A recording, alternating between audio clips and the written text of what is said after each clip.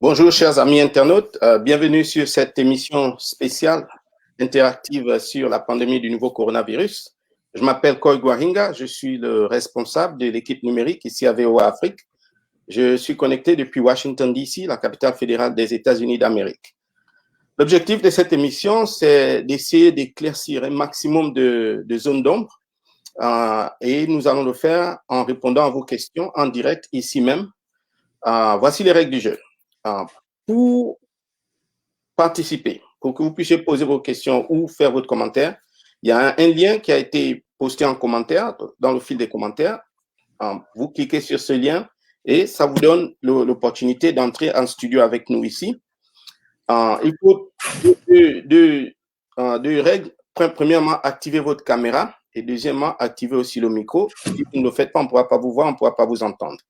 Et lorsque vous posez vos questions ou lorsque vous vous présentez votre commentaire, essayez d'être bref pour permettre à un maximum de personnes de participer. Alors, soyons courtois les uns envers les autres parce qu'on est entre nous. L'objectif, c'est de s'informer, de s'éduquer.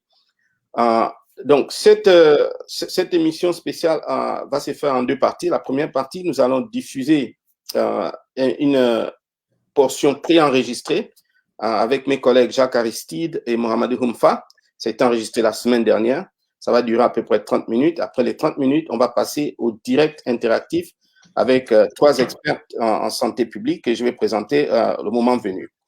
Alors, encore une fois, je dis, pour participer à l'émission, il y a un lien qui a été posté dans les commentaires. Il suffit juste de cliquer sur ce lien, activer votre caméra, activer votre micro pour qu'on puisse vous voir, pour qu'on puisse vous entendre. Allez, sans plus tarder, nous allons passer à la partie préenregistrée de l'émission avec mon collègue Jacques Aristide.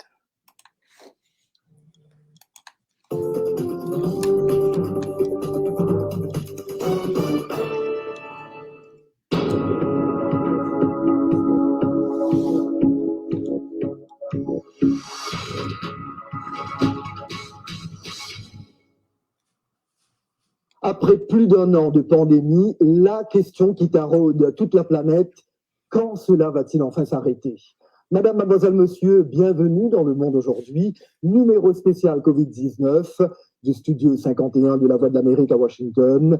Jacques Aristide avec vous. VOA Afrique vous propose un nouveau forum citoyen virtuel consacré à la pandémie du nouveau coronavirus. Le cap des 3 millions de morts à l'échelle mondiale est en passe d'être franchi. Une année plus tard, où en est-on dans la lutte contre la maladie? Comment mesurer l'efficacité des vaccins? Que faut-il savoir des nouveaux variants? Et à quand un retour à la vie normale? Les invités vont répondre à vos questions. De l'émergence de la maladie en Chine à la fin de 2019, aux actuelles campagnes de vaccination, la lutte anti-Covid continue après des mois de chaos et d'efforts. Plus d'une dizaine de vaccins sont d'ores et déjà déployés aux 4 coins du globe. Mais l'OMS, l'Organisation mondiale de la santé, a de nouveau mis en garde contre une distribution déséquilibrée des vaccins. Comment se déroulent les programmes de vaccination sur le continent africain? Le point avec Mohamedou Humfa. Quasiment tous les pays africains ont déjà reçu des doses de vaccins anti-Covid. Seuls 3 pays hésitaient encore à acquérir ces vaccins, à savoir la Tanzanie, le Burundi et Madagascar. Ce dernier pays s'est résolu à recourir aux vaccins contre le Covid-19. Les pays africains sollicitent et reçoivent les doses de vaccins contre le Covid-19 dans un cadre bilatéral ou dans le cadre du dispositif COVAX créé par l'Organisation mondiale de la santé au bénéfice des pays les plus démunis. Mais recevoir les vaccins est une chose, réussir une campagne de vaccination en est une autre.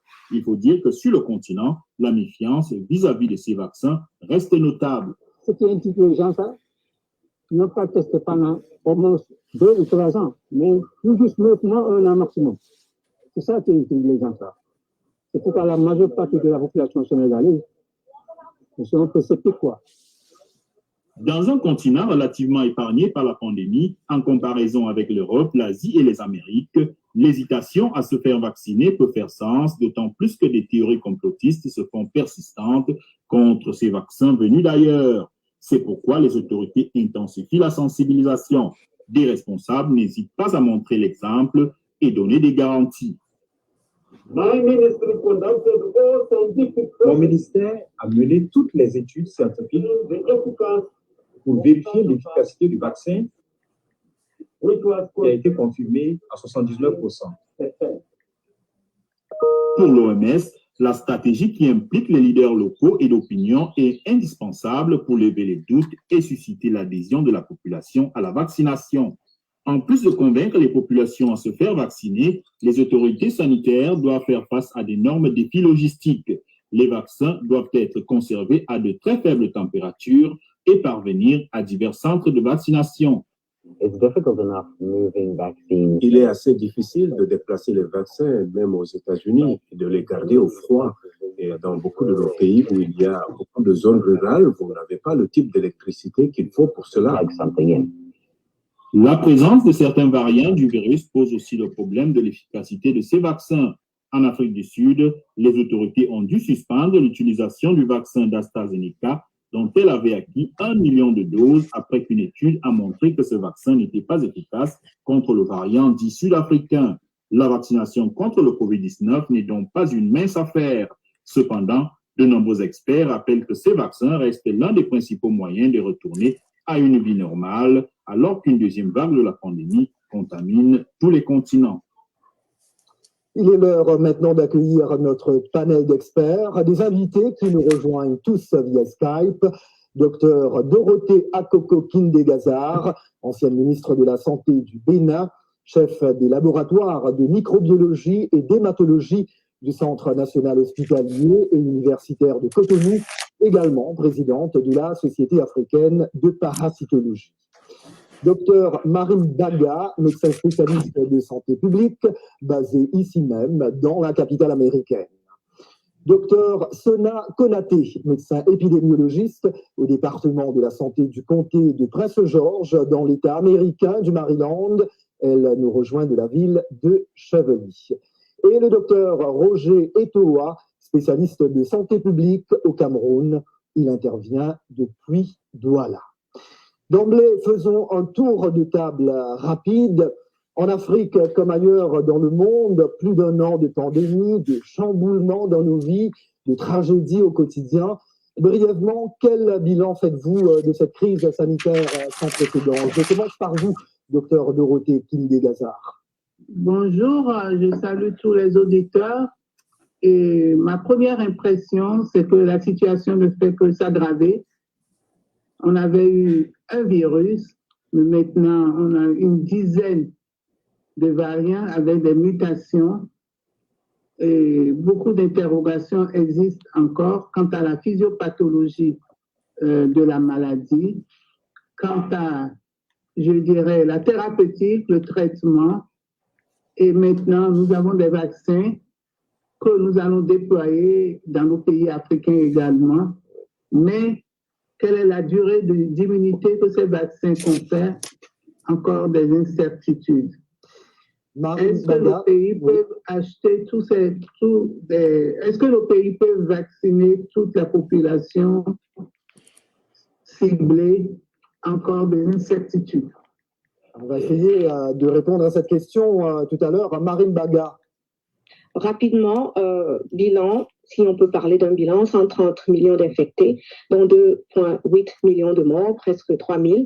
Et des solutions apportées, on peut noter aucune solution curative pour l'instant et une dizaine de solutions préventives, notamment les vaccins.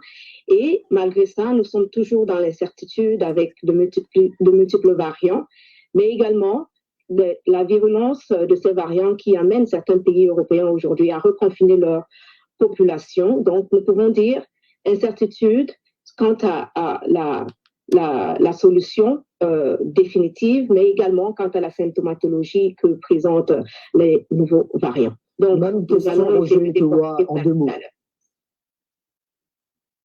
Oui, effectivement, nous acheminons, nous suivons une épidémie dont nous n'avions pas imaginé l'ampleur à ses débuts. Nous pensons que ce serait une simple grippette passagère.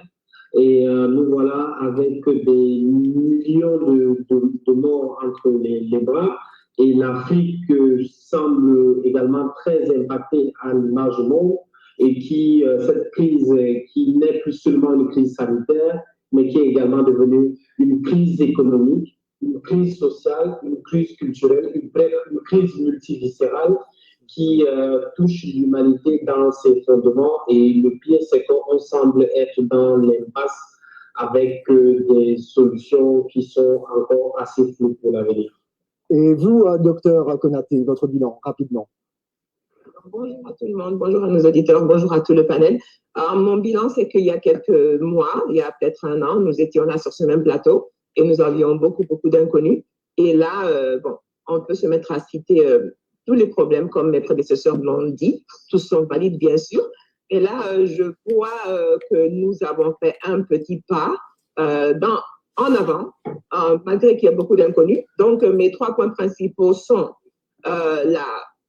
continuer les efforts de prévention, la sensibilisation et aussi un espoir de sortie de crise pour éviter ce qu'on appelle la fatigue du Covid, que les gens relaxent les contrôles, les gestes barrières et puis qu'on retombe encore dans le même cercle vicieux. Voilà, donc beaucoup d'espoir pour le futur. Beaucoup d'espoir. Un mot rapide sur le rapport de l'OMS sur l'origine de ce coronavirus. L'étude privilégie l'hypothèse d'une transmission du virus à l'homme par l'intermédiaire d'un animal infecté par une chauve-souris. Qu'une hypothèse, donc, pour le moment. Connaîtra-t-on un jour, de manière définitive, l'origine de la maladie, docteur Eto'o? Je pense qu'il y a beaucoup d'hypothèses. Deux hypothèses semblent s'affronter. La première hypothèse est celle de l'accident de laboratoire et la deuxième hypothèse est celle d'une infection grâce au contact avec les animaux. Beaucoup d'animaux ont été incriminés, tels que la chauve-souris ou les pangolins. Une enquête de l'OMS est en cours en ce moment. Elle séjourne encore, je pense, en Chine, où la pandémie a été officiellement déclarée. Beaucoup d'inconnus restent, mais moi, mon sentiment est que peut-être la vérité se trouve entre les deux. Peut-être que je vais pas m'avancer un peu en disant que probablement il s'agit probablement de manipulation de carcasses d'animaux, je sais pas, bon, on est encore dans la recherche, mais je pense que la vérité se trouve entre les deux. C'est quelque chose qui s'est passé entre les laboratoires, également avec des contacts d'animaux, et je pense que l'avenir nous éclaircira. Voilà. Vaccin. L'Afrique parvient-elle à rattraper son retard dans le déploiement des vaccins anti-Covid, docteur Guindé-Gazzard? Oui, je pense qu'aujourd'hui, nous bénéficions de l'initiative COVAX, où dans les pays, l'OMS est en train de déployer les vaccins sur la demande évidemment des pays. Mais je pense que pour avoir une immunité collective, c'est-à-dire vacciner entre 60 et 70% de la population, il faudrait que les pays se décident à compléter ce que généreusement les partenaires nous donnent. Ouais. Sans plus tarder, direction la République démocratique du Congo pour écouter cette question de Samantha Pascal. Elle est journaliste à Kinshasa. Ma question est la suivante. Le vaccin contre le Covid-19 est-il efficace? Et s'il est efficace, faut-il vraiment faire confiance à ce vaccin, étant donné que plusieurs pays ont justement suspendu la vaccination contre le Covid-19 avec le vaccin AstraZeneca? Docteur Marine Baga, que pouvez-vous répondre à Samantha? Merci. Je vais répondre à Samantha que la crise sanitaire du Covid n'est pas seulement aujourd'hui une crise sanitaire, mais elle est également une crise politique. Cependant, il faut avoir confiance à la science. La science, c'est celle qui a fait des découvertes qui nous ont permis d'éradiquer les maladies telles que la polio, qui sont des maladies infectieuses au même titre que Covid. Donc, la science reste de mise et les décisions politiques doivent impérativement se baser sur la science. La science dit quoi en termes de vaccins? Les études qui ont été faites avant de mettre les vaccins sur le marché, comme celui par exemple qui est aux États-Unis, ont été minutieusement ont été approuvés par les organes et les instances compétentes pour le faire. Ils ont une efficacité et une sensibilité nécessaires pour apporter l'immunité à ce stade de la maladie. Et en ce qui concerne le vaccin AstraZeneca, je veux rappeler que le taux de thrombose veineuse des personnes qui ont été vaccinées est nettement inférieur au taux de thrombose de la population générale. Concluant donc que les gens qui sont décédés qui ont pris ce vaccin et décédés, ce n'est pas forcément dû au vaccin. Donc, la population doit faire très attention et c'est un appel aussi aux politiques qui doivent prendre des décisions en se basant sur la science et faire attention de ne pas aliéner la science et les croyances populaires. Donc, les vaccins, pour l'instant, sont la solution la plus efficace que nous avons aujourd'hui pour le COVID-19 et ce n'est sûrement pas à prendre à la légère. Docteur Konaté, les scientifiques, comment effectuent-ils l'efficacité des vaccins? Comment mesurent-ils l'efficacité des vaccins? Bon, l'efficacité des vaccins. Le but principal, en fait, du vaccin, c'est de protéger la population et pour d'abord essayer d'éliminer les nombres de morts et essayer d'amoindrir la maladie, de l'éliminer totalement. Donc là, on peut déjà mesurer par le fait qu'il y a déjà moins de lits occupés dans les hôpitaux, dans les unités intensives, il y a déjà moins de morts. Et aussi, il y a des gens qui se sont réinfectés après les 2 doses. On a vu certains cas, mais ils ne tombent pas malades, ils n'ont pas beaucoup de symptômes dans la plupart des cas, je précise. Et donc, on voit quand même que le taux de, comment dirais-je, les symptômes se sont vraiment améliorés. Donc, je pense que ça, c'est déjà une bonne clé de mesure de la maladie. Et aussi, il ne faut pas aussi négliger le facteur psychologique aussi. Il y a la confiance qui est là. Les gens sont beaucoup plus confortables. Le personnel soignant qui est en première ligne aussi est beaucoup plus confiant et s'occuper des malades. Donc, il y a beaucoup de facteurs qui rentrent en jeu et qui font que la communauté internationale est beaucoup plus en confiance et aussi nourrie de l'espoir aussi pour les avancées futures. Voilà. Et maintenant, on cap sur le Mali de Bamako. Samirou Diallo, un militant, veut vous poser la question suivante. Nous l'écoutons. La question est de savoir quelles sont les données les plus surprenantes, inquiétantes et collectées après le déploiement de ces vaccins. Docteur Kinde Kazar, que pouvez-vous répondre à Samirou? Je dirais que l'ultime effet secondaire, c'est la mort. Il y a eu des décès, même si les scientifiques nous disent qu'on ne fait pas de lien de cause à effet avec la vaccination, il y a quand même eu des décès. Et il y a tous les autres effets que nous appelons la MAPI, c'est-à-dire les effets adverses des vaccinations. Ça peut être du simple vertige aux manifestations, je dirais, neurologiques. Mais je voudrais insister sur un point.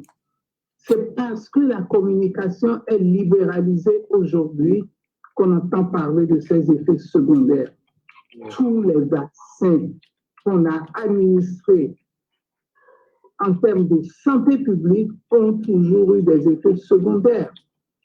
Mais il faut mesurer le bénéfice que nous avons à vacciner aujourd'hui les gens contre la COVID-19. Nous n'avons pas d'autres armes. Donc, je pense qu'il faut y aller.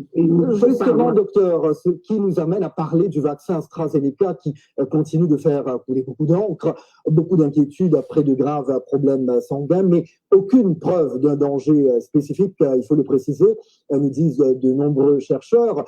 Les avantages de ce vaccin continuent-ils de l'emporter sur tous les risques, docteur Etoa? Oui, je pense qu'il faut qu'on explique à la population que le principe de précaution devrait s'appliquer sur le virus et non sur le vaccin. Ouais. C'est-à-dire qu'effectivement, on va dire que le vaccin a causé un ou deux effets secondaires et qu'on doit prendre des précautions. Non. Le principe de précaution devrait plutôt s'appliquer sur le virus. C'est le virus qui cause des centaines, des milliers, voire des millions de morts. Et chaque fois que, si on a la moindre solution qui peut diminuer ce nombre de morts, il faut l'appliquer et non de prendre des précautions prendre des précautions radicales pour réduire à minima le risque de thrombose. Effectivement, tout médicament peut créer des effets secondaires parce que c'est un corps étranger que nous admettons dans notre organisme. Oui. Mais la vaccination cause beaucoup plus de bénéfices que de risques. Donc, il faut que, et c'est un message important qu'il faut passer à la population africaine où l'hésitation vaccinale est au sommet. Parce qu'effectivement, les gens doutent de l'efficacité des vaccins, les gens doutent de l'innocuité des vaccins, les gens doutent de l'utilité, les gens mettent un certain nombre de théories du complot à l'intérieur. C'est ce qui fait évidemment que les campagnes de vaccination ont tendance à patiner. Et je peux dire que cette théorie, cette hésitation n'est pas seulement partagée par les populations, même par les dirigeants. C'est pour ça que vous verrez que les dirigeants africains seraient beaucoup moins pragmatiques que leurs homologues anglais ou américains ou israéliens qui ont furieusement et massivement vacciné leur population. Donc, c'est ce qu'il faut dire à la population. Voilà, et vous allez apprécier parce qu'on va parler de votre pays. Il y a une question qui vient du Cameroun. Elle porte sur les variants et elle nous vient de votre pays. Nous écoutons. Faut-il être très inquiet des variants du Covid-19? Est-ce que certains variants sont plus mortels que d'autres? Est-ce que ces vaccins sont disponibles pour tous ces variants? Que faut-il craindre à long terme avec ce nouveau variant? Docteur Konaté, que pouvez-vous répondre à cette question du Cameroun? D'accord, merci. Bonjour au Cameroun. Voilà la question des variantes, en fait. Ça, c'est aussi un des points vraiment saillants aussi qui ressort pour l'efficacité de la vaccination. En fait, quelle est la crainte? La crainte est que, avec tous les efforts d'accélération de la production d'un vaccin, qui est une première mondiale, que ce vaccin vienne, après toutes les inoculations, que le vaccin soit résistant à ces variantes-là. En effet, quand on commençait, on avait au début une variante Est parce qu'on ne faisait pas de test, au Est parce qu'il y avait une seule variante. Et tout à coup, des variantes ont commencé à ressurgir, celle du Royaume-Uni, celle de l'Afrique du Sud, celle du Brésil, ici aux États-Unis, où je me trouve en ce moment. Il y a aussi différentes variantes qui ont ressurgi en Californie et beaucoup d'autres. Et donc, en fait, la crainte, c'est que les variantes, en fait, deviennent maintenant, les nouvelles variantes, maintenant dominent les anciennes variantes. Ce qu'on a vu ici, par exemple, quelque part, il y a des variantes, par exemple, la variante UK du Royaume-Uni qui est en train de dominer la variante originale qu'on avait. Et donc, à voir maintenant que la variante va résister au vaccin, ça n'a pas encore été prouvé. Je crois plutôt qu'il y a des études très, très optimistes sur le fait que les vaccins sont aussi efficaces sur les variantes. En effet, le nouveau coronavirus se transforme de plus en plus. Depuis plusieurs mois émergent de nouvelles souches du virus à l'origine du Covid-19. Pour nous détailler ces différents variants sur ce plateau, Mohamedou Mfa, content de vous revoir, Mohamedou. Salut Jacques, content de vous revoir également. Combien de variants sont connus en ce moment et quels sont-ils? Effectivement, Jacques, comme l'ont dit les experts, il existe plusieurs variants, mais à ce stade, 3 sont considérés comme des variants préoccupants selon la dénomination de l'OMS. Il s'agit des variants d'abord détectés en Angleterre, en Afrique du Sud et au Japon, mais sur des voyageurs en provenance du Brésil, d'où son nom commun de variant brésilien. Selon le dernier point de l'OMS, ces variants circulent respectivement dans 125 pays pour le variant britannique, 75 en ce qui concerne le variant sud-africain et 41 pays pour le variant dit brésilien. En soi, Jacques, l'apparition des variants est tout sauf une surprise. C'est un processus naturel puisque le virus acquiert des mutations au fil du temps pour assurer sa survie. Mais la plupart, Jacques, n'a pas d'impact en termes de santé publique selon l'OMS. Oui, Mohamed, nous parlons justement d'impact. Quelles sont les principales conséquences de ces variants sur la pandémie de Covid-19? Jusqu'à présent, il y a eu plusieurs études. Les études disponibles notent que des variants ont été rapportés et qu'il y a par exemple une mutation appelée N501Y, commune aux variants anglais, sud-africains et brésiliens, qui est soupçonnée de rendre le virus plus transmissible. Les variants sud-africains et brésiliens portent une autre mutation suspectée d'amoindrir l'immunité acquise, soit par une infection passée, soit par les vaccins. Les variants seraient aussi plus contagieux. Des chercheurs de l'université de Harvard ont émis une autre hypothèse. Selon eux, l'infection provoquée par le variant anglais pourrait durer plus longtemps. Un individu infecté resterait contagieux pendant une plus grande période qu'avec le coronavirus classique, ce qui pourrait nécessiter d'allonger la période d'isolement. Bref, plusieurs études montrent que les variants préoccupants seraient plus dangereux que les coronavirus classiques. Oui, et c'est un aspect en contour que nous abordons dans ce programme. Pas mal de personnes se demandent si ces variants affectent l'efficacité des vaccins. Que disent les experts? Oui, selon certaines études, l'efficacité des vaccins n'est pas sensiblement réduite par le variant anglais, mais semble l'être par les variants sud-africains et brésiliens. Quoi qu'il en soit, les fabricants travaillent à de nouvelles versions de leur vaccin adaptées aux variants. Moderna a ainsi annoncé le 10 mars qu'il avait commencé à injecter de nouvelles générations de son vaccin à des premiers patients dans le cadre d'un essai clinique. Cette adaptation est indispensable car des variants contre lesquels les vaccins actuels pourraient être moins efficaces vont probablement continuer à émerger. C'est ce qu'a fait savoir le Centre européen de prévention et de contrôle des maladies. Oui, et on va continuer à parler de tout cela. Merci Mohamed Oumfa, à très bientôt. À très bientôt. Justement, j'allais demander au docteur Mbaga, ces nouveaux variants peuvent-ils affaiblir les vaccins actuels? Oui, laissez-moi revenir un peu sur un point important que les collègues ont évoqué, c'est-à-dire la communication et ce qu'il faut pour... parce que même si les vaccins sont efficaces, si sur place, par exemple en Afrique, on ne fait pas ce qu'il faut, les préalables au niveau de la population, ça ne servira à rien. Donc, je vais insister sur 2 ou 3 choses. Il faut que les politiques publiques soient appliquées, c'est-à-dire il faut que dans les pays africains, qu'il y ait des politiques de vaccination. Comment on vaccine les gens? Est-ce que c'est obligatoire ou c'est facultatif? Et quand c'est facultatif, quelles sont les conditions? Le deuxième point, c'est la formation du professionnel de santé pour permettre à ces premiers soldats de pouvoir donner les avantages et les inconvénients à leurs patients. On appelle ça le consentement éclairé pour qu'ils amènent leurs patients à comprendre les biens-fondés du vaccin avant de se vacciner.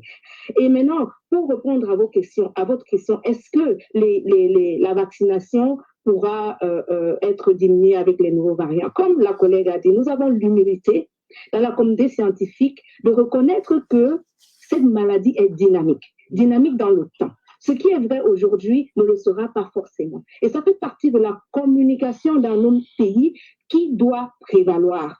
Être patient, regarder ce que la science nous offre à un moment T, mais ne pas prendre ça pour vérité établie, continuer à chercher parce que ça va être dynamique. Comme tout virus, même le virus de la grippe, on se vaccine chaque année parce qu'il y a des variants nouveaux pour pouvoir élargir le spectre d'action du vaccin.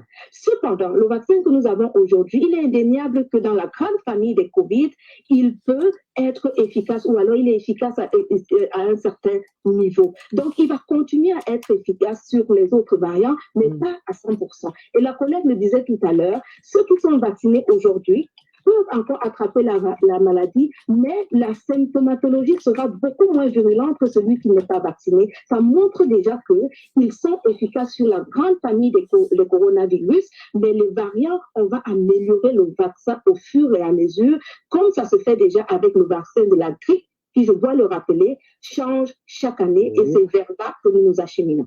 Voilà. Docteur Kinde Kazar, finalement, sur quel type de vaccin faut-il alors le plus compter par rapport à cette situation mouvante? Des vaccins faciles à adapter? Je pense qu'actuellement, le vaccin qui pourrait s'adapter aux mutants, c'est un thème scientifique, mais les variants que nous avons. Bon, donc malheureusement, nous, en Afrique, nous n'avons pas de quoi accueillir les vaccins à ARN comme le vaccin Pfizer, parce que la conservation doit aller dans un congélateur de moins 80 degrés qui n'est pas disponible partout dans le centre de santé. Mais moi, je voudrais rebondir sur ce qu'a dit ma collègue qui a pris la parole avec moi, c'est sur la capacité d'organisation des pays africains. Nous avons les outils, les armes pour déployer la vaccination dans nos pays parce que nous avons l'habitude de mener des campagnes de vaccination. Quand je prends des campagnes de vaccination contre la fièvre jaune, qui est un virus, des campagnes de vaccination contre la poliomyélite, qui est un virus, et nous avons l'habitude de travailler avec les agents communautaires pour déployer cette vaccination-là dans nos communautés. Donc, je pense que, contrairement au débat qui a cours actuellement en Occident, nous n'aurons pas de problème si nous avons de quoi conserver correctement les vaccins et si nous avons la disponibilité des vaccins. Je pense que nous allons pouvoir vacciner la population à l'aise. Voilà, l'Afrique bien armée. Et voilà, c'est ici que nous allons clore le Monde aujourd'hui spécial Covid-19. Un grand merci à tous nos invités. VOA Afrique continue de vous informer sur cette pandémie à la radio, la télé et en ligne. Toute l'équipe qui a travaillé vraiment très dur sur cette émission vous remercie de l'avoir suivi. C'était Jacques Aristide à Washington. Prenez bien soin de vous. À très bientôt.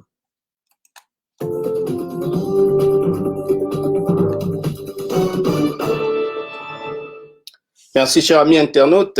Je vous remercie encore une fois de vous être joints à nous. Je m'appelle Koy Guahinga, pour ceux qui viennent de se connecter. Je suis le capitaine de l'équipe numérique ici à la VOA Afrique.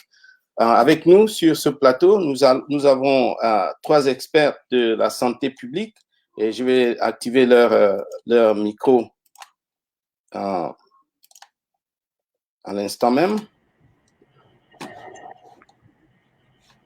Alors, nous avons Docteur Amavi Edinam, qui est point focal de la sécurité vaccinale à l'OMS Afrique. Elle est basée à Ouagadougou, au Burkina Faso. Bienvenue, docteur. Nous avons également, merci d'être avec nous. Nous avons également docteur Sona Konaté, que vous avez vu tout à l'heure dans la partie préenregistrée avec mes collègues Jacques Aristide et Mohamedou Houmfa. Elle est épidémiologiste au comté de Prince George's, dans l'État du Maryland, ici aux États-Unis. Bienvenue, docteur Konaté. Bonjour. Bonjour et bonjour à tout le monde. Bonjour. Nous avons également docteur Marimbaga, qui est spécialiste de santé publique, basée ici même à Washington, D.C., au sein de la capitale fédérale américaine. Alors, pour ceux qui viennent de se joindre à nous, comme je disais tout à l'heure, pour participer à la partie interactive qui débute maintenant en direct, il suffit juste, lorsque vous regardez dans les commentaires, il y a un commentaire qui a le lien. Il suffit juste de cliquer sur le lien pour que vous soyez ajouté. Vous allez nous rejoindre dans le studio. Et l'objectif de cette émission, comme je disais tout à l'heure, c'est d'éclaircir un maximum de zones d'ombre en répondant à vos questions ici même en direct. 2 petites recommandations. N'oubliez pas, lorsque vous avez cliqué sur le lien, d'activer votre caméra et d'activer aussi votre micro, sans quoi on ne pourra pas vous entendre, on ne pourra pas vous voir. Alors, sans plus tarder, nous allons commencer avec notre premier intervenant qui s'appelle Ado. Ado, vous m'entendez? Oui, je vous entends très bien, merci, bonjour. Non, je n'ai pas de commentaires pour l'instant. Pas de questions, pas de commentaires, je voudrais plutôt suivre. Je fais partie de l'équipe de Edinam. Merci. Okay. Merci beaucoup, Ado. Alors, mesdames, je vais commencer par une question qui nous a été posée en janvier par un écrivain congolais qui s'appelle Prince Bafuolo. Il a dit: fallait-il confiner l'Afrique?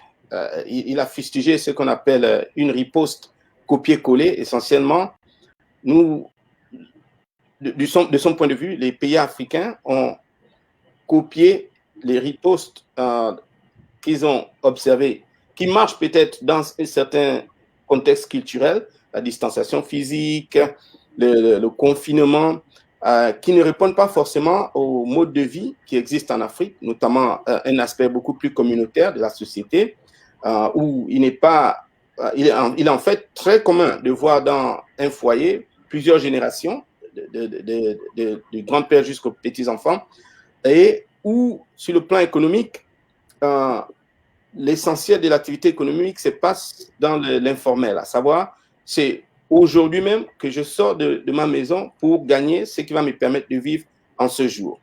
Alors, la question, je vous la pose, comme je disais, elle vient de l'écrivain Prince Bafoulou, qui est du Congo-Brazzaville. Fallait-il confiner l'Afrique? Est-ce qu'on peut parler d'une riposte copier-coller? On commence avec vous, Dr Konaté.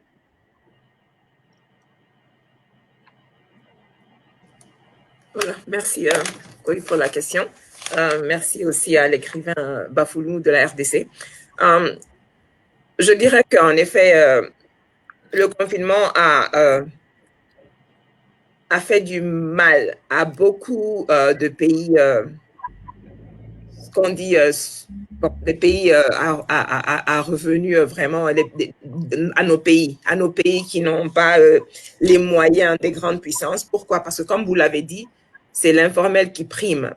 La majeure partie de nos compatriotes, de nos citoyens, comptent sur le fait qu'ils puissent faire des petits commerces, qu'ils puissent vraiment avoir un revenu, voilà, au quotidien pour nourrir leur famille. Donc, je ne dirais pas que c'est le confinement, en fait, qui a fait mal à l'Afrique. Je dirais que c'est toute une politique économique, sociale et structurelle qu'il faut mettre en question, en fait. Pour les puissances occidentales, quand le confinement s'est passé, il y a eu beaucoup d'aide, beaucoup de soutien du gouvernement, des autres entités. Mais en général, dans nos pays, c'est ce qui n'existe presque pas. Et donc, c'est là que ça se passe. Sinon, le confinement, c'est normal, c'est important. La maladie à Covid, comme on l'a vu, on la prévient en utilisant les gestes barrières plutôt. Les gestes barrières, c'est quoi? C'est en fait, le confinement en fait partie aussi pour éviter le contact entre les gens. Donc, je dirais plutôt que, outre au confinement, c'est les politiques structurelles, les politiques économiques, financières, sociales qui devraient être en fait revues. Voilà, sinon le Covid ne trie pas qui il infecte. Et donc, scientifiquement, voilà, c'est les gestes barrières qui comptent. Et donc, c'est nos politiques qu'il faut revoir. Docteur Marine Baga? Oui, merci. Bonjour aux internautes et bonjour aux co-panélistes. Heureuse de vous retrouver, Dr Konaté. Alors, la question, je poserai la question autrement. Qu'est-ce que l'Afrique a proposé de différent? Parfois, on est facile à la critique sans pour autant faire des propositions. Et il faut que l'Afrique sorte de ce paradigme-là. Ça fait 1 an que nous sommes dans cette épidémie où tout le monde apprend. Et quand on entend encore ces questions aujourd'hui, qu'on a fait du copier-coller et tout, au début, ça pouvait prévaloir. Mais si on ne veut pas faire du copier-coller, l'Afrique peut aussi apprendre au reste du monde quelque chose. Et vu nos conditions de vie, comme vous avez spécifié tout à l'heure, Monsieur Goy, l'Afrique est essentiellement communautaire. Nous vivons en famille, nous vivons en faisant des petits revenus dans la rue, ainsi de suite. Qu'est-ce que nous avons proposé nous-mêmes, avant de demander aux autres de nous apporter une aide en termes de mesures préventives? La réponse jusqu'à présent, c'est rien. Donc, et comme le docteur Konaté a dit, les mesures de distanciation sociale sont pour l'heure jusqu'à présent efficaces pour la prévention primaire de la maladie. Et d'ailleurs, je vais rappeler un truc. Pourquoi le COVID est un problème de santé publique alors qu'on appelait ça une grippette? Tout simplement parce que c'est, contrairement à beaucoup de maladies, la contraction, le fait de contracter cette maladie ne dépend pas seulement de soi-même. Je vais prendre le cas de l'épidémie du VIH où soi-même, on peut se protéger, indépendamment du fait que l'autre se protège ou ne se protège pas. Avec le COVID-19, on n'a pas le luxe de se dire que si moi je suis protégé, je me protège, je ne serai pas contaminé. Notre bien-être dépend non seulement des autres, mais également de nous. Voilà la difficulté dans la gestion de cette épidémie, parce qu'on ne sait pas se prévenir individuellement et on doit se prévenir collectivement. Et l'Afrique, d'ailleurs, c'est un bon laboratoire pour cette prévention collective parce qu'elle vit en communauté. Je pense que nos experts en sciences sociales, anthropologiques, auraient pu proposer un modèle de prévention basé sur nos réalités africaines et comment nous en sortir. Le copier-coller dans un premier temps était normal parce que tout le monde tâtonnait. Mais aujourd'hui, un an après, si on en est toujours à copier-coller et à faire ce que les autres disent, c'est peut-être parce que c'est ça qui est efficace et que nous-mêmes, nous n'avons pas proposé autre chose basé sur notre spécificité africaine qui est la vie en communauté. Donc, pour résumer, je dirais que parfois, nous les Africains, nous sommes faciles à la critique, mais nos propositions pour aussi être exportées chez les autres, on ne les voit pas souvent. Donc, c'est le moment que nos professionnels travaillent aussi à des solutions locales qui sont potentiellement exportables chez les autres. Alors, justement, en parlant de solutions locales, je me tourne vers vous, Dr Edinam Amavi. Je rappelle que vous êtes spécialiste en sécurité vaccinale à l'Organisation mondiale de la santé. Pour revenir sur ce concept de solution locale, l'année dernière, on a eu le Covid Organics, qui a été un remède expérimental traditionnel présenté par Madagascar. Il a été développé par un institut de recherche qui a une très, très longue histoire d'existence et malheureusement, ce Covid Organics, c'est devenu comme un mort-né. Est-ce que quelque part, on n'a pas raté l'opportunité de développer une solution thérapeutique qui est basée sur le vaste repositoire de la pharmacopée qui existe en Afrique? Docteur Edinam Amavi. Merci à tous les panélistes et aux internautes. En fait,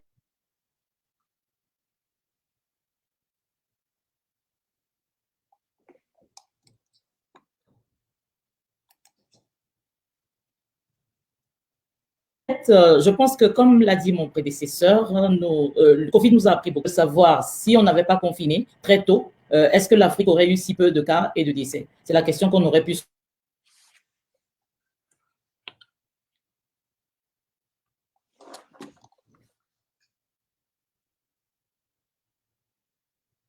poser. En effet, la recherche à base de produits locaux. Et l'un des produits que l'OMS a aidé quand même à promouvoir, c'est les produits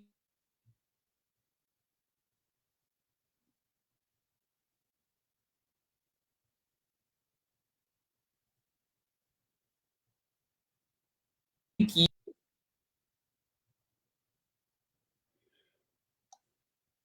Je crois que nous avons perdu le feed de Dr Amavi Edinam. Dr Maïmbaga, que pensez-vous de cette question de la pharmacopée africaine?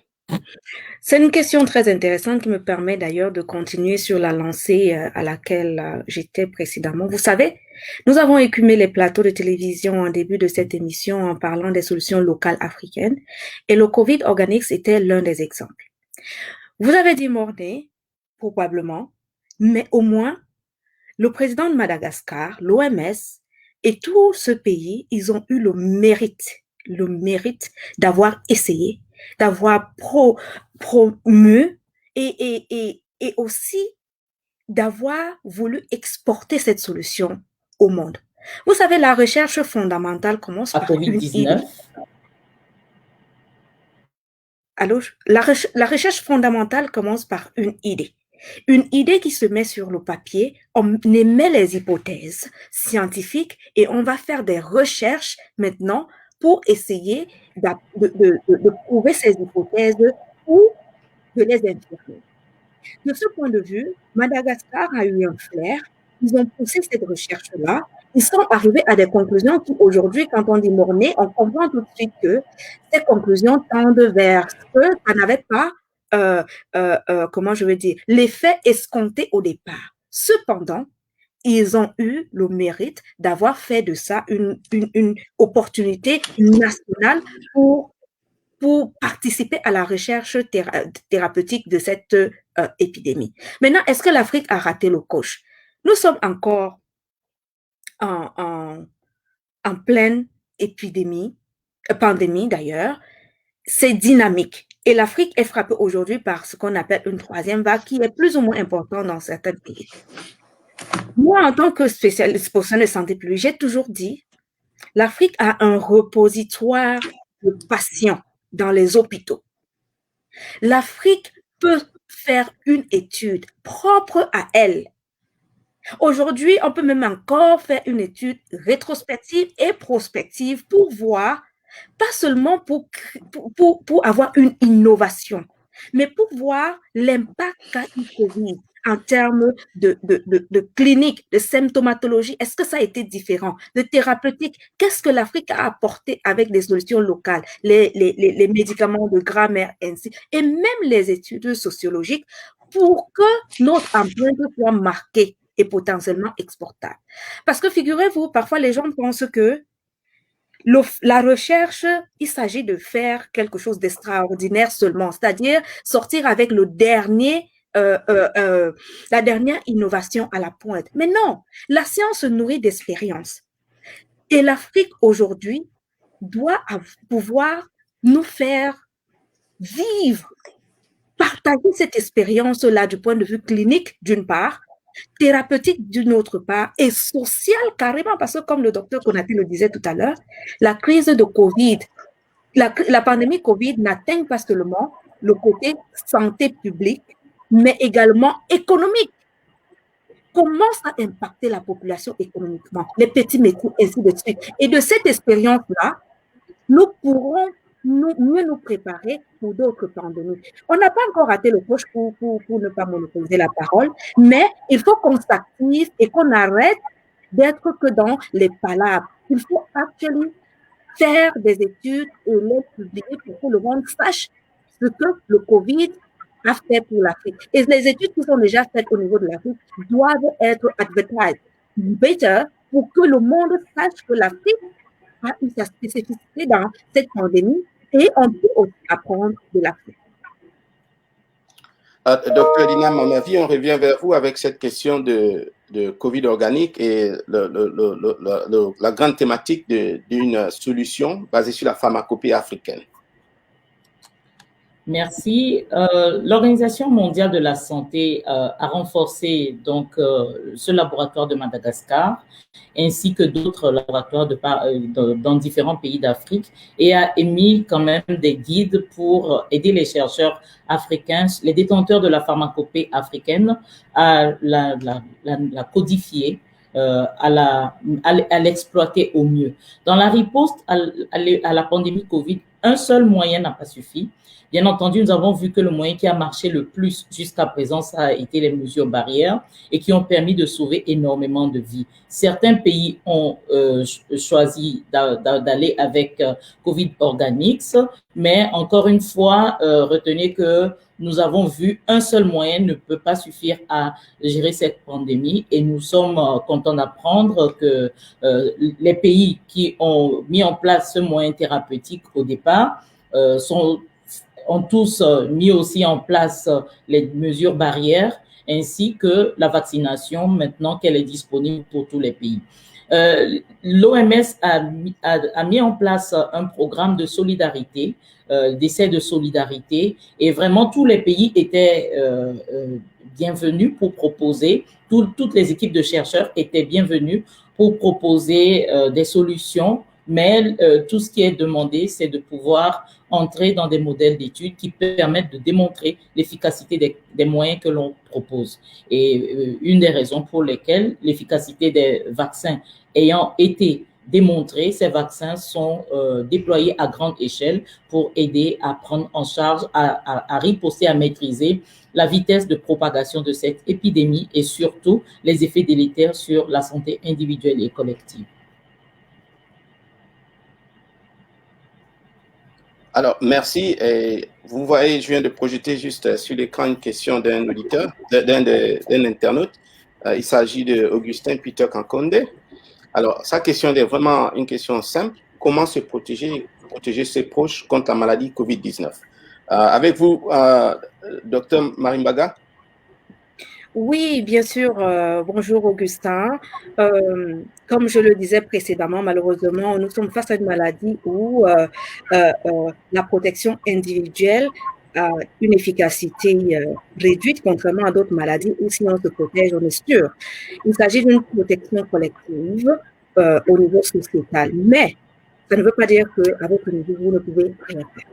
Les mesures de distanciation sociale aujourd'hui ont prouvé leur efficacité, comme la collègue de l'OMS le disait. Mettez les masques quand vous êtes à l'extérieur. Essayez d'être à distance de moins 1,50 m avec vos interlocuteurs si vous êtes sans masque, mais surtout gardez votre masque en public. N'assistez pas à des cérémonies de mariage, de funérailles, autre chose, anniversaire, où il y a plus de 50 personnes, ou alors les mesures de distanciation sociale ne sont pas prévues.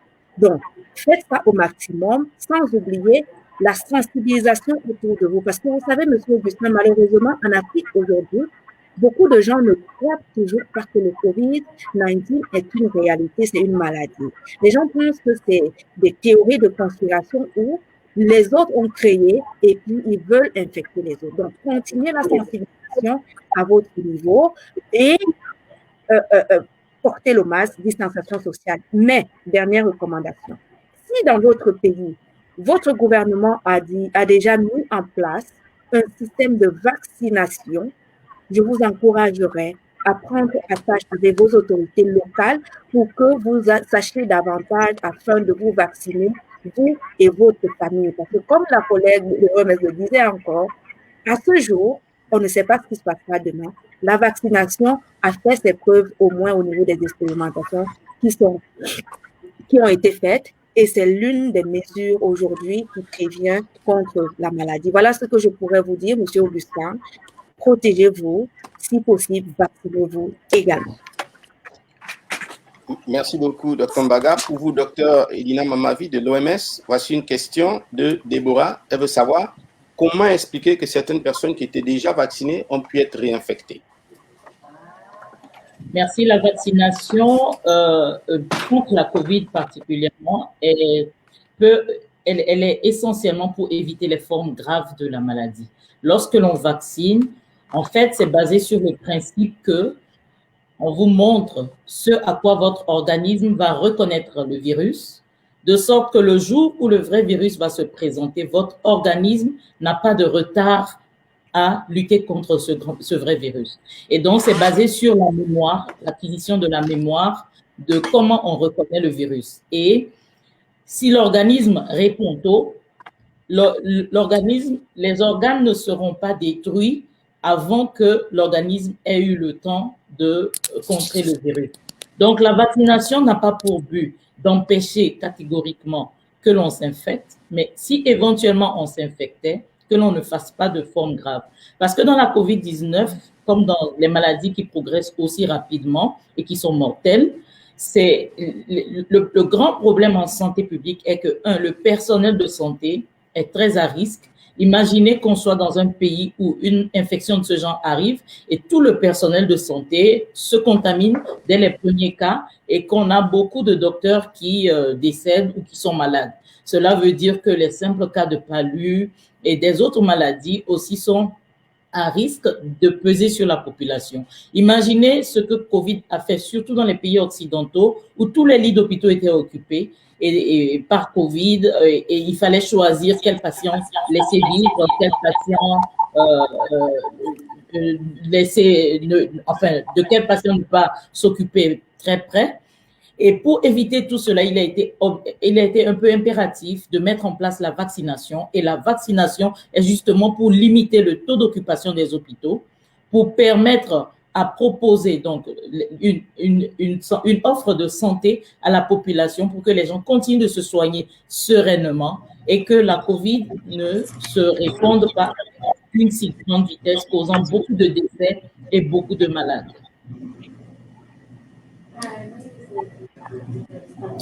Merci beaucoup. COVID-19, c'est aussi une guerre, on va dire, d'information. Nous avons reçu tellement de questions, de commentaires, surtout dans WhatsApp, dans des forums sur Internet. Et j'aimerais qu'on adresse un peu, si c'est possible, quelques-uns de ceux que nous considérons comme des mythes. Le premier, est-ce qu'il s'agit d'un projet, le projet de vaccination, est-ce qu'il sert à traquer la population? Est-ce que le projet de COVID, c'est pour implanter la 5G en confinant les gens? Est-ce que vous pouvez un peu parler de ces mythes-là qui existent en ce moment et qui circulent sur Internet?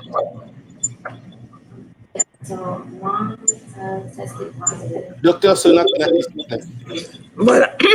Voilà, je suis désolée, j'avais perdu la connexion, j'ai dû me déplacer là. Voilà, donc vous me recevez bien? Me recevez-vous bien, monsieur Koy? Oui. Voilà, d'accord, merci. Voilà, donc les théories de conspiration, elles font bon vent sur les réseaux sociaux. Et ce que je voudrais dire à nos concitoyens du monde entier, c'est le fait que COVID est réel, c'est une maladie. Et quand on a homme de mort, ne serait-ce qu'une mort d'homme, c'est sérieux. Ça veut dire que c'est un problème, c'est ça de la fatalité. Il faut prendre ça très sérieusement. Maintenant, bon, il y a beaucoup de théories, bien sûr. Comme on dit, on a beaucoup d'experts en santé publique maintenant qui se présentent et qui font leurs différentes présentations. Il faut voir le pour et le contre. La vie est toujours une question de pour et contre. Sous-peser un peu la balance d'où on veut arriver. Les gens sont en train de mourir. Il y a environ 1 an, on ne savait vraiment pas quoi faire. On était en haute marée. Là, aujourd'hui, grâce à la communauté scientifique et à l'effort de certains gouvernements, nous avons maintenant un vaccin qui est sur le marché. Bon, est-ce parfait? Rien n'est parfait. Il y a tous les vaccins qui sont sur le marché ont des effets secondaires. Si vous lisez la notice, il y a toujours effets secondaires. Consultez votre médecin parce que patati patata. Le COVID est une pandémie. Rappelons-le, ça a affecté les 5 continents de la planète. Il n'y a pas un coin de la planète qui a été épargné par COVID. Tous sont touchés de la même manière et il y a eu des morts dans tous les coins de la planète. Donc, les théories, de quoi ça parle? Il y en a tellement qu'on ne peut pas citer tous. Il y en a qui parlent du fait que le corps sera contrôlé par un robot scientifique. Bon, je comprends le fait que comme il y a certains vaccins qui utilisent du matériel génétique, qui est le RNA messenger, qui doit aller dans le corps faire certaines coder pour certaines protéines qui vont nous protéger. Et en fait, pour ne pas trop m'allonger sur le côté scientifique, je demanderais au gouvernement, aux autorités de santé publique, d'aider la population à comprendre, d'éduquer. Parce que quand on n'éduque pas, on va s'informer sur les réseaux, ce qui est plus facile, et on inculque ça aux personnes qui sont autour de nous, surtout quand on n'a pas beaucoup de connaissances sur le sujet. Donc, nos autorités ont un devoir moral, scientifique, humain, d'éduquer nos populations, de divulguer l'information dans toutes les langues nationales vernaculaires. Les gens sont intelligents, ils comprendront. Mieux vaut que vous, les autorités sanitaires, les éduquer, qu'ils aillent sur le net et prendre les mauvaises informations. Donc, pour résumer tout ce que je viens de dire, informez-vous, mais à la bonne source. Comment dirais-je, contactez votre autorité locale Et ce que je dis, comme c'est un cas de pandémie, ce sont les autorités locales.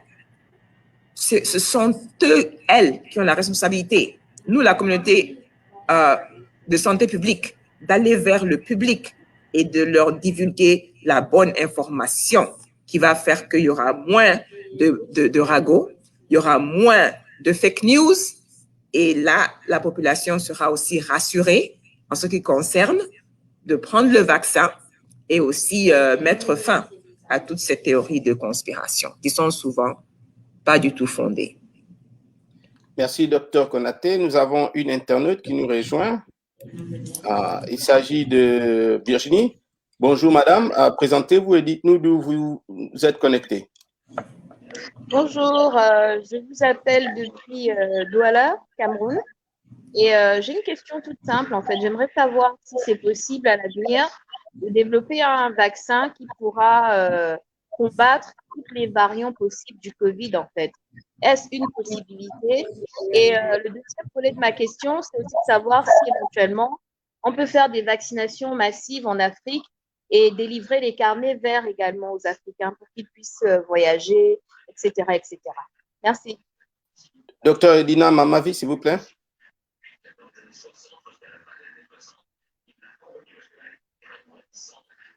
Docteur Amavi. Je peux y aller? Donc, merci Virginie pour votre question et pour proposer une réponse.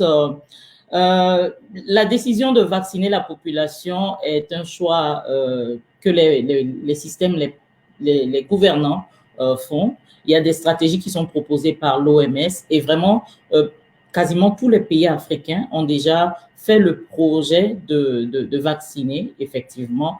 Mais comprenez que si les vaccins sont disponibles et que la population refuse de les prendre, cela fait une grosse perte pour d'autres pays qui ont besoin de vaccins.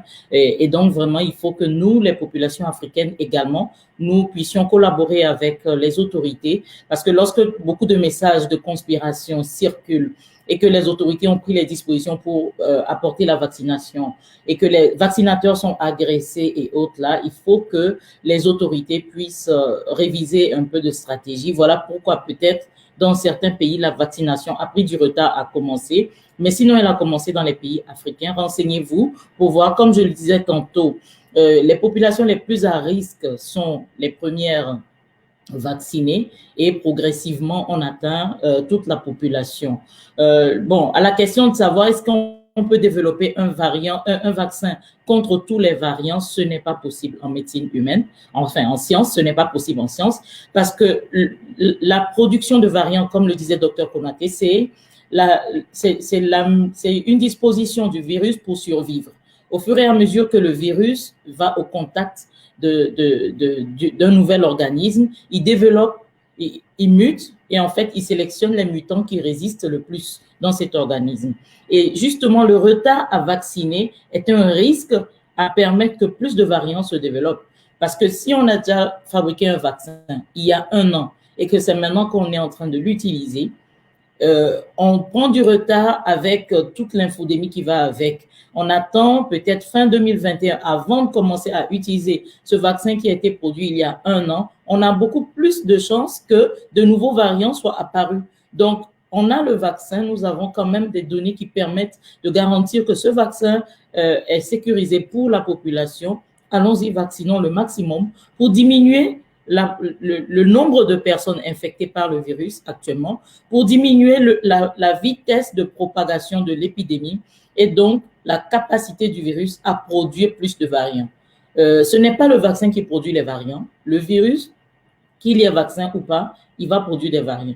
Donc, quand nous avons un vaccin et que nous avons l'assurance que ce vaccin est bon, utilisons-le rapidement pour ne pas laisser le temps au virus de produire des variants. J'espère avoir contribué à la réponse. Absolument, merci. Merci à vous, Virginie. Je rappelle que nous rejoignons depuis Douala au Cameroun. Et vous également, vous pouvez faire comme elle l'a fait, c'est-à-dire vous joindre à ce live. Alors, en ce moment, nous avons un commentaire de Modeste Lavalitombe qui est à Kisangani, en République démocratique du Congo. Il écrit ceci. Dans notre ville, donc Kisangani, on entend seulement les rumeurs qu'il y a Covid-19, mais on ne voit même pas les gens qui souffrent de cette maladie. comment vous faites pour cacher ces gens-là? En fait, sa question, c'est est-ce que c'est une maladie réelle, puisque personne dans sa communauté, personne dans son réseau, personne dans sa ville, personne qui connaît en tout cas, a été positif. Est-ce que c'est une véritable maladie? La question, c'est pour Dr Konaté, s'il vous plaît. Voilà, cher Modeste, depuis la RDC, c'est ça. Merci pour ta question d'abord, merci pour votre question. Et ce que je voulais dire, c'est que la maladie à COVID-19 est réelle et elle tue. Et donc, elle a été déclarée par l'Organisation mondiale de la santé comme pandémie. Pandémie a touché tous les 5 continents de la planète. Bon, peut-être que certaines communautés ont été touchées plus que d'autres. Mais moi, où je suis, je vois les statistiques tous les jours, je parle avec les patients. J'ai des patients avec qui j'ai parlé aujourd'hui et je vous assure qu'après 3 jours, je les appelle pour suivi, ils sont morts. Ou pendant que je parle avec eux, ils avaient des difficultés respiratoires et après, ils sont décédés. Donc, nous qui sommes vraiment en ligne de front, avec les patients, on a pu voir la réalité de la tragédie que ça a touché. Ça a touché les familles, les communautés tout entières. Tous les secteurs de la vie quotidienne ont été touchés par COVID. C'est pour ça que je dis que la COVID, ce n'est pas seulement un drame sanitaire, c'est un drame socio-économique, humanitaire. Je ne sais même pas, la liste pourrait être infinie. Donc, la COVID est réelle. Je suis vraiment contente que vous n'ayez pas directement de patients dans votre communauté, que vous ne les voyez pas. Et souvent aussi, je voudrais vous dire qu'il y en a qui sont asymptomatiques, ils ne montrent pas de symptômes, mais ils peuvent avoir la maladie et la propager à d'autres personnes. Et si une personne est plus vulnérable, c'est-à-dire a plus de susceptibilité à prendre la maladie, peut tomber malade. C'est pour ça qu'on dit, il y a une de mes collègues qui en parlait tout à l'heure, elle disait que la COVID, c'est une maladie qui n'est pas égoïste du tout, en fait, qui est une maladie qui est une maladie communautaire, voilà. Parce que si moi, je ne tombe pas malade, mon ami peut tomber malade. C'est pour ça qu'on se protège. Pourquoi on met les masques? Pas seulement parce que je veux me protéger moi. Je veux vous protéger, vous, et tous ceux qui sont autour de moi. Pourquoi je me vaccine? Je me vaccine pas seulement pour moi, mais pour vous et tous ceux qui sont autour de moi. D'accord? Même moi, je suis vaccinée, mais je continue à mettre mon masque au quotidien. Pourquoi? Parce que vous pouvez avoir encore dans les muqueuses le COVID qui est là. Et si j'éternue, quelqu'un à côté de moi qui n'est pas vacciné ou qui est plus sensible que moi peut se piquer la maladie.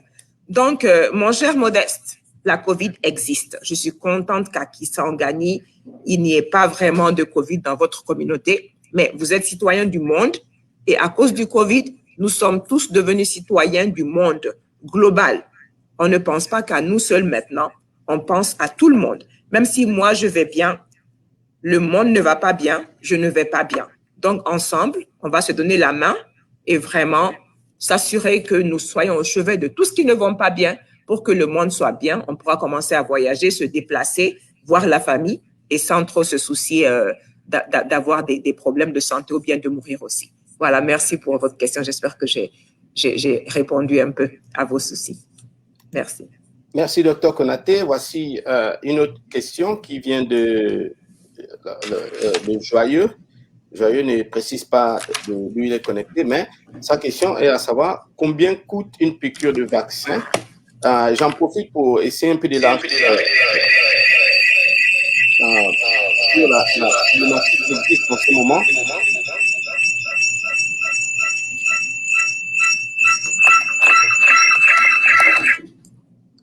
C'est la problématique. Certains pays se sont demandé pourquoi est-ce que le pandémie mondiale comme le coronavirus doit toujours être considéré comme une source de profit, donc d'un point de vue de business, d'un point de vue d'entreprise. Pourquoi ne pas livrer au grand public la séquence, la formule de fabrication des vaccins et pour permettre aux pays, les pays qui n'ont pas assez de revenus, de développer eux-mêmes des vaccins sur la base des connaissances qui ont déjà été développées par les pays qui sont un peu plus avancés. Je commence avec vous, docteur Amavi, s'il vous plaît. Merci, merci Joël pour cette question. L'Afrique, malheureusement, lorsque les pays occidentaux étaient en train de développer les vaccins, l'Afrique s'est saisie d'un commentaire que 2 personnes ont fait sur une média et en plus des vidéos qui ont circulé. Et les Africains ont passé le temps à dire non, on ne veut pas être des cobayes, on ne veut pas être des cobayes. Et malheureusement, voici, la vaccination est disponible et nous ne l'avons pas. Les pays qui ont accepté, en fait, ce n'est pas une question d'être des cobayes, mais les pays qui ont accepté de contribuer à la discussion scientifique au développement des vaccins, ils se sont gardés ils se sont gardés les vaccins et il a fallu l'initiative COVAX pour quand même avoir un certain nombre de doses pour les pays africains et les pays à revenus limités. Donc, est-ce que nous pouvons pourquoi protéger la formule et ne pas la rendre disponible? Je ne crois pas que la formule soit protégée pour des raisons commerciales parce que au niveau de celui qui reçoit le vaccin, je vous assure, personne ne paye. Celui qui reçoit le vaccin ne paye pas. Qui paye derrière? L'infirmier à qui on a payé la journée de travail pour injecter le vaccin, ça rentre dans les coûts d'administration du vaccin, le prix de revient de la vaccination. Le bateau qui a transporté, ou bien l'avion qui a transporté le vaccin pour venir dans le pays, la chambre froide qui a conservé le vaccin, le coût de tout cela fait partie du coût de revient du vaccin. Mais le fabricant, tout ce qu'il a mis en place, tout le personnel qui prend, tout l'équipement, etc.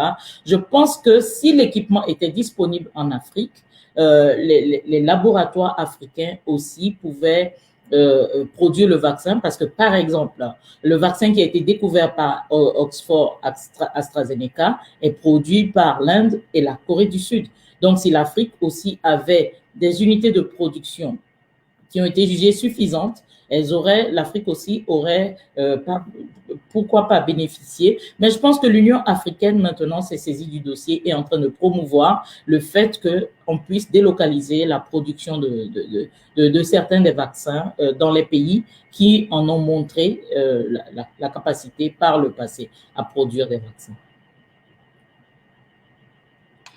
Toujours sur cette problématique des vaccins, nous avons un commentaire ici en fait une question de Didas Boukourou. Didas dit qu'il a lu un témoignage de quelqu'un qui a pris un des vaccins et qui a rendu l'âme 3 jours après. Est-ce qu'il s'agit d'une fake news? Est-ce que vous pouvez un peu parler de ça, Dr. Amavi? Merci. En fait, mon travail justement est de collecter, de m'assurer que tous ces témoignages soient collectés, soit mis dans une base de données et soit analysé pour qu'on voit si c'est le vaccin ou pas qui a causé ce décès. Pour l'instant, ce n'est qu'un témoignage. Il faut qu'on ait d'abord, parce que quand il y a une vaccination comme ça, on a beaucoup d'informations qui circulent. L'information est prise en compte lorsque vraiment vous informez le personnel de santé et que le personnel de santé remplisse une fiche pour notifier le cas. Il remplit la fiche pour donner toutes les informations sur le cas. La fiche est acheminée jusque dans une base de données au niveau du district, au niveau de la région, au niveau national et toute l'information est analysée. D'abord, pour un cas de décès, une investigation fournie doit être conduite parce qu'il y a des gens qui décèdent, il y a des gens qui décédaient avant la COVID. La COVID a augmenté le nombre de décès. Avant l'introduction de la vaccination, il y a des gens qui décédaient, mais on est très regardant là-dessus. Si quelqu'un décède et que la personne a été vaccinée, des dispositions sont prises dans tous les pays pour qu'il y ait une investigation. Donc, s'il vous plaît, où que vous soyez, d'où que vous écriviez, informez le personnel de santé, informez l'hôpital qu'il y a eu tel décès et que la personne a reçu le vaccin. Une investigation sera menée. Et il y a un comité des experts qui siège pour vérifier si la personne est morte d'autre chose ou du vaccin. Si c'est du vaccin aussi, pour l'instant, vous avez appris les décès qu'il y a eu en Europe et autres là. Les commissions ont siégé pour faire la part et jusqu'à présent, on ne peut pas dire que ce vaccin cause plus de dommages que de bénéfices. Donc, pour ce témoignage, on souhaite que l'information soit acheminée par les voies habituelles, par les voies indiquées, pour que l'information soit analysée et qu'on fasse la part. Merci. Merci à vous.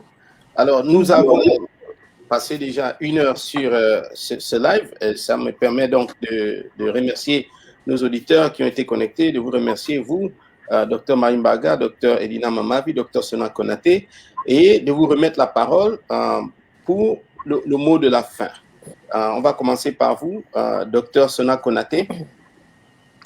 Oui, merci beaucoup, Kohi, pour cette plateforme, pour cette opportunité. Je voudrais m'excuser aussi auprès de tous parce que j'ai eu des problèmes de connexion, je ne sais pas pourquoi. Et donc, je ne sais pas comment vous me perceviez avant, parce que moi, je ne voyais pas tout ce que mes collègues disaient. Donc, mes 2 collègues de l'OMS et Dr Varga, merci beaucoup pour vos interventions brillantes. J'ai beaucoup appris aussi. Comme vous savez, les échanges sont le fruit de notre... Les échanges sont l'essence de notre travail. Nous apprenons, nous échangeons et nous essayons de pratiquer la meilleure médecine, n'est-ce pas? Et donc, l'objectif, c'est que la population mondiale aille mieux. La maladie à COVID-19 a montré beaucoup de tard de notre société, de notre système de santé publique au niveau mondial, au niveau des États, au niveau communautaire, au niveau des foyers, au niveau de la plus petite cellule socio-économique et sociale de notre société. Donc, c'est une opportunité pour nous de rebouler un peu les dés et d'essayer de faire, comme on dit, d'améliorer notre système de santé à la base, d'améliorer notre communication et d'améliorer aussi nos conditions économiques. On a vu qu'à cause du confinement, il y a des communautés entières qui se sont presque écroulées, des familles entières, vraiment des drames au quotidien. Même ici aux États-Unis, qui est la nation une des nations les plus, disons, riches de ce monde-là, il y a eu des drames. Les gens devaient aller faire les rangs pour avoir des denrées alimentaires, pour avoir de l'assistance financière. Et donc, c'était dramatique un peu partout. Et à cela, ajouter aussi le drame psychologique aussi, qu'on n'a même pas encore fini d'évaluer, n'est-ce pas? Voilà. Comme ma collègue, le docteur Anani, le disait tout à l'heure, c'est comment dirais-je, il faut que la communauté scientifique, médicale reçoive l'information pour pouvoir l'élaborer, pour pouvoir la transformer en données et pour pouvoir, comment dirais-je, améliorer les politiques sanitaires. Donc, je dirais au monde entier, les vaccins sont là. Si on ne les utilise pas, ça ne va pas nous aider. Donc, essayez de vous informer. On ne forcera personne à utiliser les vaccins s'ils ne sont pas informés et ils ne voient pas l'efficacité. Donc, informez-vous. Vous, à côté qui en savez plus, informez vos voisins, vos familles, vos communautés, mais une information bien réelle et sensée. Deuxièmement, continuez à utiliser les gestes barrières.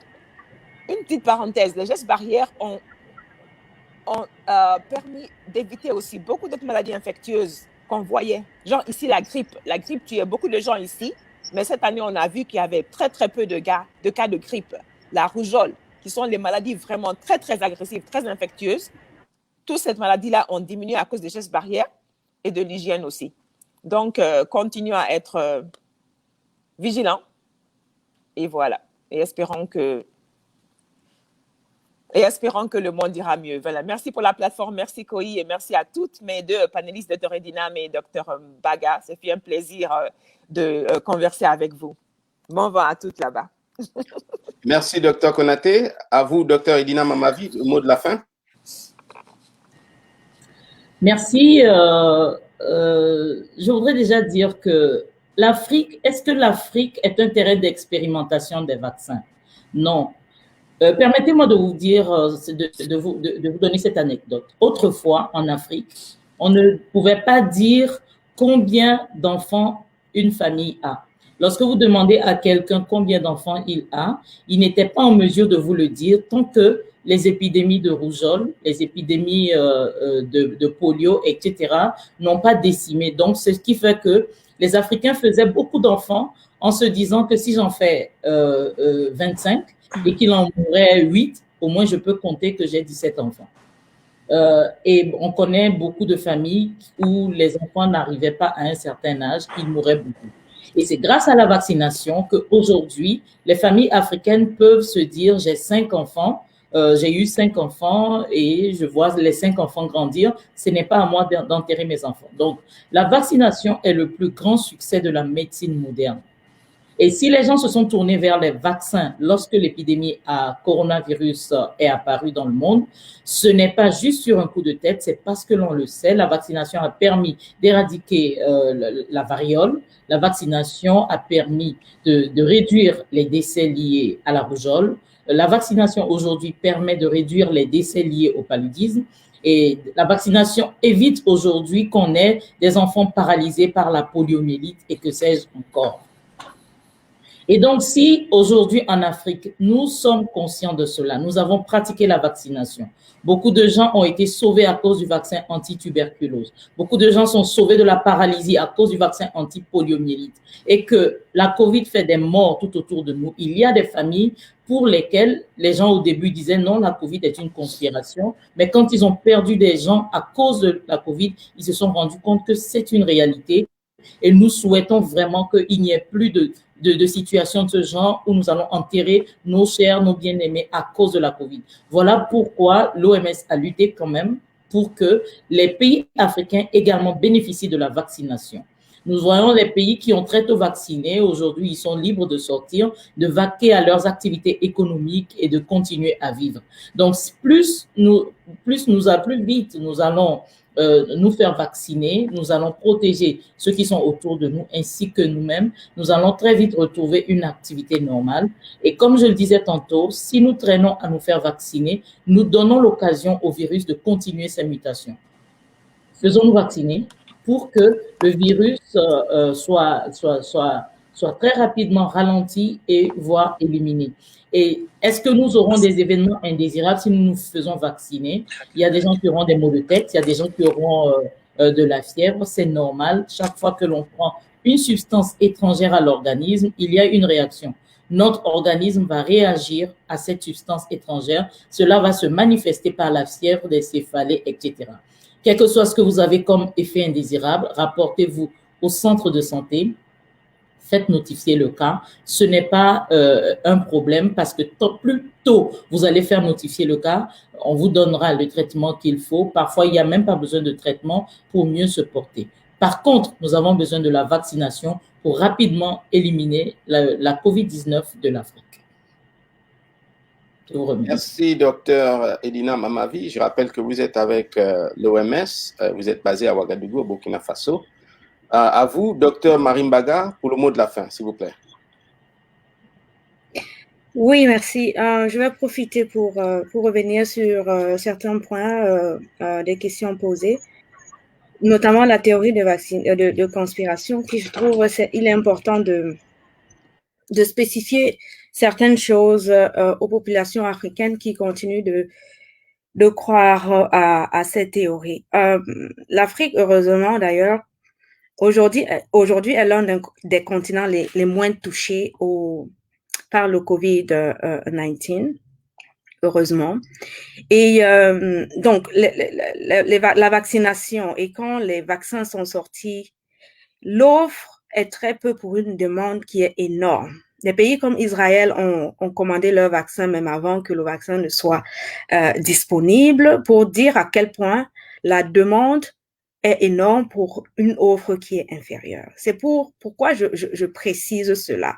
Je précise cela pour dire aux Africains que si la vaccination était dirigée vers eux pour les éliminer, mettre des puces dans leur corps, ce n'est pas l'OMS qui allait s'organiser pour acquérir des doses de vaccins en direction de l'Afrique, parce que sur le marché mondial, c'est compliqué d'en avoir. Je veux juste rappeler qu'il y a des pays aujourd'hui développés qui n'ont pas de solution thérapeutique, donc ça veut dire qu'ils n'ont pas développé leur vaccin, notamment certains pays européens comme la France, qui fait que eux-mêmes sont en train de chercher où est-ce qu'ils peuvent acquérir des doses de vaccination. Ce problème de vaccination est aussi géostratégique où les pays, par leur souveraineté, veulent avoir des vaccins pour vacciner d'abord leur population. De ce point de vue, l'Afrique doit comprendre que dans ce processus de vaccination mondiale là, ils ne sont même pas prioritaires et que des acteurs comme l'OMS, qui sont des coordinateurs au niveau mondial, font en sorte que, comme Dr Konaté l'a mentionné une fois dans une émission, nous sommes désormais des citoyens du monde et tant qu'il y aura toujours au fin fond d'un village à Bipindi, au Cameroun, quelqu'un qui est susceptible d'avoir Covid, moi qui suis à Washington, je n'aurai pas la paix. C'est pour ça que des partenaires techniques au développement s'activent pour que l'Afrique aussi ait des vaccins pour préserver tout le monde. Donc, chers concitoyens au niveau de l'Afrique, il ne s'agit pas de vous éliminer. Au contraire, même eux-mêmes, dans les pays développés où ils sont plus atteints, ils ne veulent même pas céder une seule dose, mais les gens se battent pour que vous les ayez. Ça me permet d'embrayer sur le deuxième point qui est la communication de nos gouvernements quant à l'éducation déjà des professionnels de santé, parce que ça ne sert à rien les efforts des partenaires techniques au développement d'acquérir des vaccins et arriver sur le terrain, les populations ne sont pas réceptives.